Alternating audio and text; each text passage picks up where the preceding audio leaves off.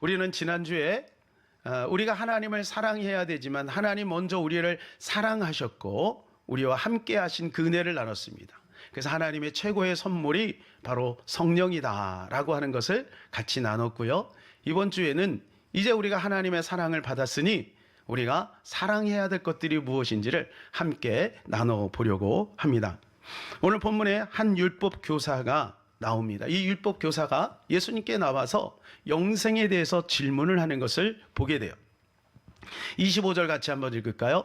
어떤 율법 교사가 일어나 예수를 시험하여 이르되 선생님, 내가 무엇을 하여야 영생을 얻으리까? 자, 여기 보면 이 율법 교사가 약간은 조금 의도 있는 그런 질문을 한 거예요.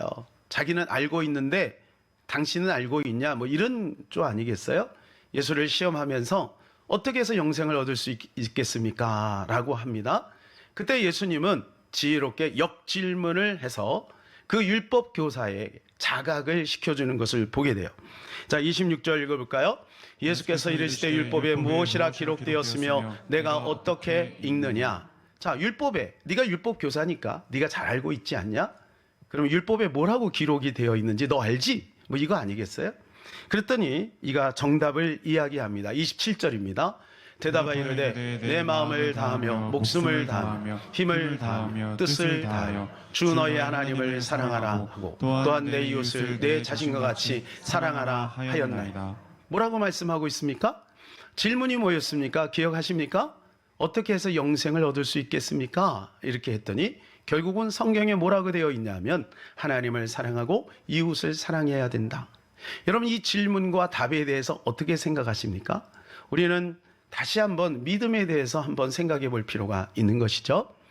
예수님께서 이것을 말씀해 주고 있는 거예요. 우리가 믿음으로 구원을 받습니다. 그럼 믿음은 무엇이냐?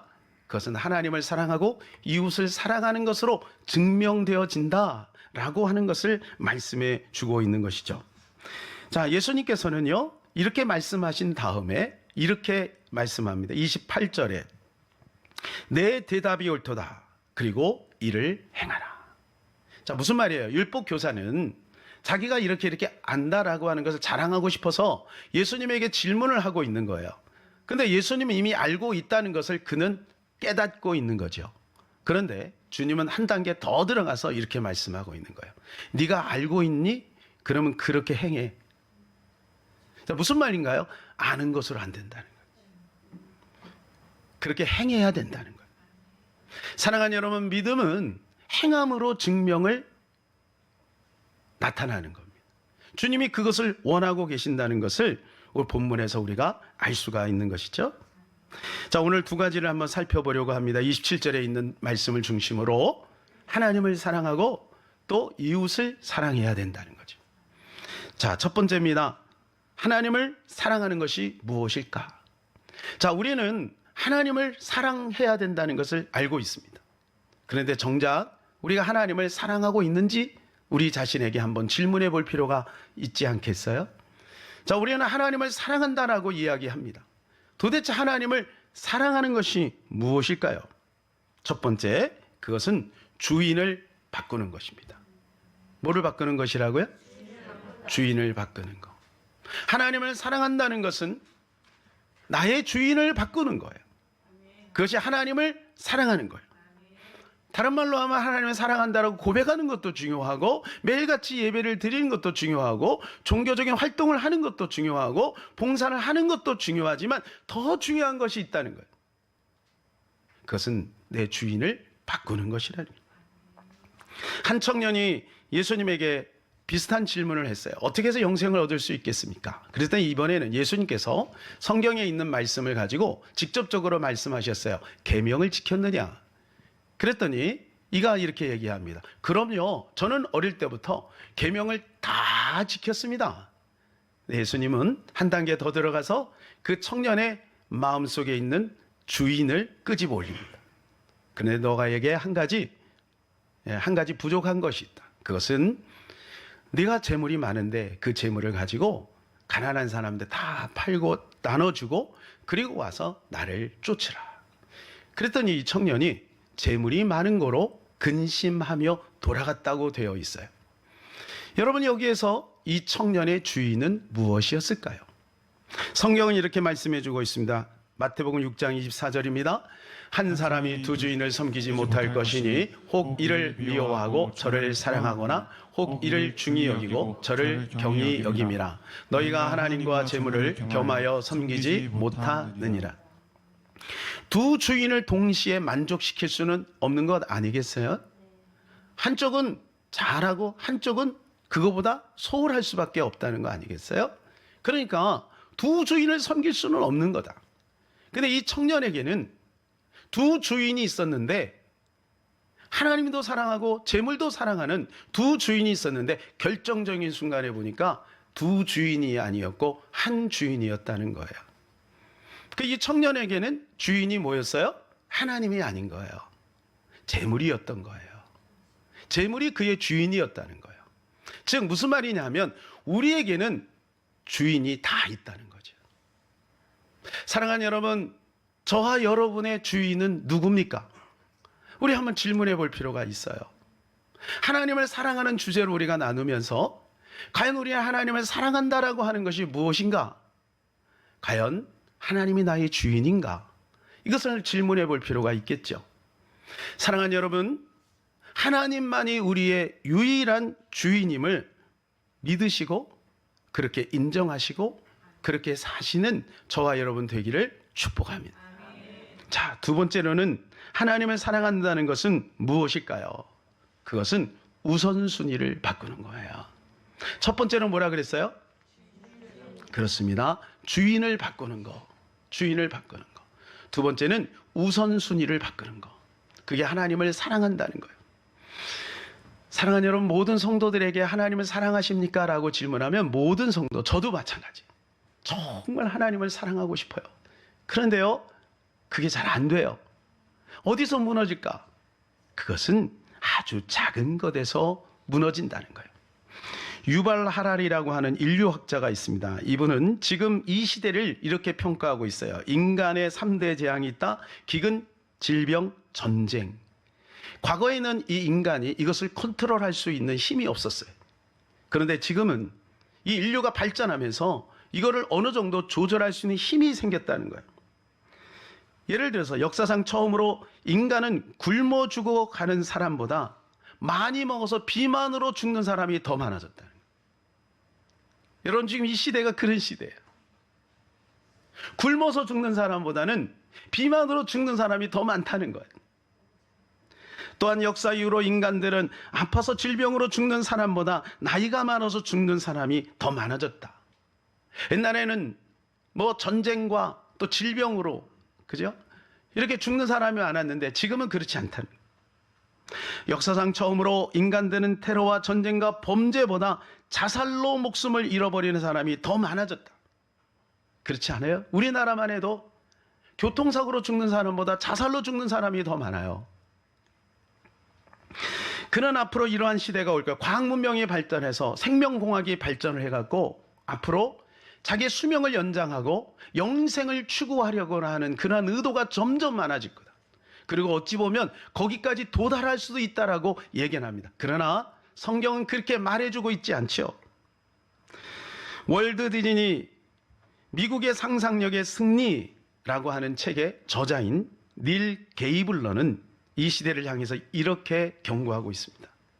자, 중요하니까 한번 같이 읽어볼까요? 이 시대를 지배하고 있는 것은 거대한 철학이나 심오한 종교가 아니다. 이 시대를 지배하고 있는 것은 단지 오락이다. 어떻게 생각하세요? 이 시대를 지배하고 있는 것은 거대한 어떤 이슈가 아니라, 거대한 철학이나 심오한 종교가 아니고, 이 시대를 지배하고 있는 것은 아주 사소한 오락이라. 많은 사람들이 천국에 못 가는 이유 중에 하나가 뭐냐면 이 오락을 끊어버리지 못해서 그런 거예요. 이 오락이라는 것은 컴퓨터 게임만 말하는 것은 아닙니다. 우리 주변에 쉽게 접할 수 있는 수많은 오락들이에요. 이게 뭐냐면 우선순위예요. 나도 모르는 사이 우선순위가 거기에 빼앗겨버리는 거죠. 그것이 잘못된 건 아니야. 하나님이 제공하신 거니까. 자연 하나님이 제공하신 거예요. 그러니까 우리는 그걸 통해서 하나님을 찬양하고 누릴 수 있지요. 여러분, 좋은 음식들, 우리 주변에 좋은 사람들, 만남 관계, 여러분 얼마나 아름다워요. 그러나 여러분, 그것이 하나님과의 우선순위가 바뀌어버리면 이것이 우리에게 해악이 될 수도 있다라고 하는 것입니다. 계시록 18장에 가게 되면 음료 바벨론에 거래되는 수많은 상품들이 나열되어 있습니다. 뭐 갖가지 우리가 필요한 모든 걸, 보석부터 해서 여러 가지 뭐 향품과 또 여러 가지 식재료, 그런 것들이 다 나열되어 있어요. 그런데 맨 마지막에 팔리고 있는 거, 거래대가 되는 것이 있어요. 그게 뭐냐? 사람의 영혼들이라. 자, 13절을 한번 읽어볼까요? 계피와 향료와 향과 향유와 유황과 포도주와 감람류와 고운 밀가루와 미리오, 소와 양과 말과 수레와 종들과 사람의 영혼들이라. 음녀 바벨론은 세상을 말하는 것입니다. 우리가 살고 있는 이 땅이 바로 음녀 바벨론인 거죠. 이 음녀 바벨론은 우리의 필요한 모든 것들이 다 거래되고 있는데 거기에 그것과 함께 사람의 영혼들이 거래됩니다. 누군가가 내 영혼을 뽑아가지고 그것을 거래한다고 생각해 보세요. 누가 허락을 하겠습니까? 그런데 그것이 사소한 것들과 같이 거래가 되는 거예요. 사소한 오락, 사소한 선택, 사소한 습관, 이런 것들과 함께 거래가 되는 것이죠. 그런데 17절에는 분명히 이렇게 말씀해 주고 있어요. 그러한 부가 한 시간에 망하였도다. 어떻게 보면요, 우리가 세상에 있는 것들을 부러워할 수 있겠어요. 좀 더 내가 나아지고 좀 더 잘 살고 또 명예와 권세를 갖기를 원하는 그런 마음들. 그런데요, 그것은 한 시간에 망한다라고 말씀하고 있어요. 우리는 세상의 그 안에서 살고 있어요. 그리고 하나님은 그 안에서 우리에게 복을 주세요. 아까 제가 말씀드렸잖아요. 서재주가 발전한 이유가 뭐예요? 복음이 들어갔기 때문에. 그게 하나님의 약속인 거예요. 성경의 약속인 거예요. 믿음 안에서 잘 살면 하나님 부하게 하시고 성공케 하시겠다는 것이 하나님의 약속이에요. 그런데 사단은 그것을 이용하는 거죠. 그래서 우리는 늘 날마다 우리 자신을 돌아봐야 되는 것입니다. 우리는 지금 하나님을 사랑해야 한다는 것을 같이 나눴습니다. 하나님을 사랑하는 것이 무엇인가? 두 가지로 정리했습니다. 첫 번째는 주인을 바꾸는 것이다. 두 번째는 우선순위를 바꾸는 것이다. 자, 두 번째는 사람을 사랑하는 것이 무엇인가를 한번 살펴보기를 원합니다. 사람을 사랑해야 된다. 자, 사람은 꽃보다 아름답습니다. 여러분, 이게 노랫말이잖아요, 그죠? 사람은 꽃보다 아름답다. 정말 그런 것 같아요. 저는 제 주변에 보면 정말 사람들이 멋있어요. 너무나도 아름다워요. 그 사람과 함께 있으면 너무 즐겁고 행복하고 미소가 저절로 지어져요. 사랑하는 가족들, 또한 사랑하는 여러분들, 함께 신앙생활 할 수 있어서 저는 하루에도 몇 번씩 감사해요. 우리 교회 소중한 우리 성도들과 함께 신앙생활 할 수 있는 것이 얼마나 감사한지 몰라요. 그런데 그 사람들을 사랑하기가 너무 힘들어요. 왜냐하면 내 주관적인 생각이 있기 때문에, 또 나의 취향이 있기 때문에, 내가 연약하기 때문에 그 사람들을 사랑하기가 너무너무 고통스러워요. 그래서 이걸 놓고 하나님 앞에 기도할 때가 참 많아요. 근데 성경은 오늘 말씀해 보니까 29절 이하에 내 이웃이 누구인가? 이렇게 주님이 질문하시면서 이 한 가지 예를 듭니다. 선한 사마리아 이야기, 여러분 잘 아시죠? 어떤 사람이 예루살렘에서 여리고로 내려가다가 한 강도를 만났습니다. 거반 죽게 됐어요. 온몸에 피를 철철 흘려요. 누가 봐도 강도 만난 사람이에요. 외딴 곳에 쓰러져 있는 거죠. 그런데 거기에 누가 지나가냐면 먼저 제사장이 지나갑니다. 그 다음에 레위인이 지나가요. 왜 제사장일까? 제가 제사장이잖아요. 그러니까 그냥 움찔한 거야. 혹시 내가 그러나? 주님 보실 땐 그럴 수도 있다는 거죠. 나 같은 복음을 가진 자, 또 하나님 앞 예배를 인도하는 자가 참 조심해야 되겠다, 그런 생각이 들었습니다. 그리고 레위인이 지나갔어요. 다 지나갔어요. 뭐 그 외에도 많은 사람들이 그냥 지나갔겠죠. 무서워서 지나가고 바빠서 지나가고 막 지나갔겠죠. 그런데 한 사람이 머물러요. 이 사람이 사마리아인이에요. 이 사마리아인은 여러분 유대인들에게는요 버림받은 사람들이에요. 손가락질하는 사람들이에요. 그런데 이 사마리아인이 가서 그를 돌봐줍니다. 그리고 그를 책임집니다. 그리고 주막 주인에게 가서 내가 부비가 더 들면 와서 줄 테니까 끝까지 좀 책임져 달라고. 끝까지 책임집니다. 그리고 나서 예수님이 그에게 질문을 하는 거예요. 36절입니다. 시작. 내 생각에는 이 세 사람 중에 누가 강도 만난 자의 이웃이 되겠느냐. 여러분 누군가요? 그렇죠. 선한 사마리아인이죠. 자, 이 율법 교사도 잘 알고 있어요. 그래서 이렇게 대답을 합니다. 37절 시작. 이르되 자비를 베푼 자니이다. 예수께서 이르시되 가서 너도 이와 같이 하라 하시니라. 여러분 중요한 것은 이거예요. 아는 것이 중요한 게 아닌 거예요. 자비를 베푼 자니이다. 그래, 네가 잘 알고 있구나. 근데 예수님은 이렇게 말씀하세요. 너도 이와 같이 하라. 이게 우리에게 고통인 거예요. 우리가 알기는 너무나도 잘해요. 정답을 모르는 사람이 없어요. 신앙생활 오래 하면은요 다 알아요. 하나님을 사랑하는 거, 사람을 사랑하는 거 다 알아요. 그런데 어려워요. 근데 제가 책을 읽다가 가능성을 발견했어요. 제가 요즘에 읽고 있는 책이 있는데 천사는 사막에서 왈츠를 춘다. 제목이 독특하죠. 여러분도 기회가 있으면 읽어보시면 좋을 것 같아요. 그 책 그 안에 한 토막의 이야기인데요. 제목이 이래요. 배려. 지상에서 하는 하늘의 일. 제목이 이래요. 배려. 지상에서 하는 하늘의 일. 이 땅에서도 하늘의 일을 할 수 있다는 거예요. 그리고 이야기가 시작이 됩니다. 어느 봄날 일본에서 일어난 일입니다. 한 시각 장애인이 4개월 만에 이제 외식을 나갔어요. 혼자 나갔어요. 근데 일본에 가게 되면 가장 저가 레스토랑이 있는데 그게 사이제리아예요. 저희도 저희 가족이 처음에 가서 음식을 먹었던 기억이 있어요. 근데 이분이 이제 테이블에 앉아서 직원에게 이걸 이제 주문을 합니다. 근데 4개월 만에 처음 나갔잖아요. 그러니까 얼마나 마음이 들떴는지 많은 음식을 준비를 했어요. 그래서 음식이 나왔습니다. 그리고 나서 이 직원이 그 음식을 테이블에 놓으면서 이렇게 이야기를 했어요. 손님, 주문하신 음식이 나왔습니다. 피자는 12시 방향, 샐러드는 3시 방향, 초리소는 우리나라로 보면 소세지 같은 거예요. 초리소는 10시 방향에 두었습니다. 이 시각장애인은 감동을 먹었어요. 이 시각장애인이 왜 감동을 먹었을까요? 여러분, 우리는 2번 감동해야 돼요. 왜냐하면 이런 것이 우리는 필요 없어요.